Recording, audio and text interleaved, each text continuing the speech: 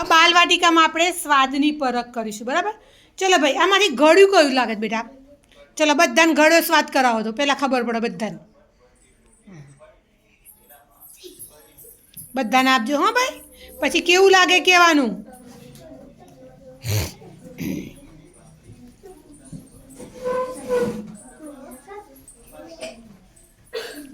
જો અલગ અલગ સ્વાદ છે ભાઈ.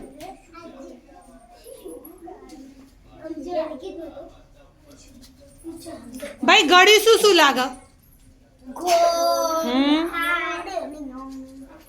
ભાઈ ચોકલેટ કેવી લાગે? કડવી લાગે છે ને ચોકલેટ?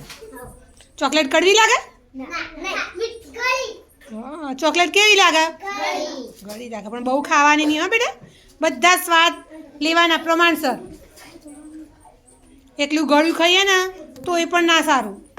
ચલો ભાઈ, હવે આમાંથી ચલો તમે બધાએ કયો સ્વાદ કર્યો?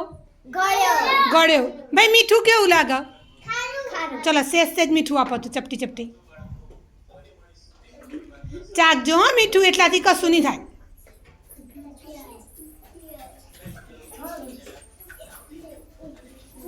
ચપટી બેટા સેજ સેજ જ આપજો હા, મીઠું તો.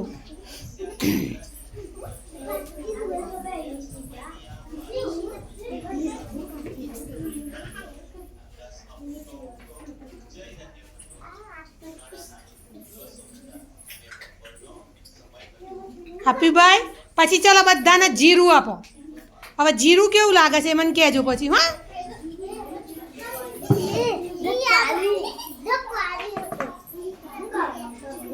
ચલો જીરું કઈ છે બેટા?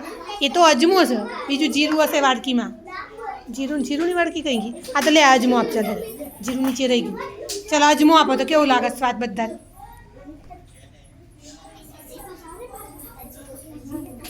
જો હવે અજમો કેવું લાગે છે મને ચાવીને કહેજો. હા, અજમાનો સ્વાદ કેવું લાગે છે કહેજો ભાઈ.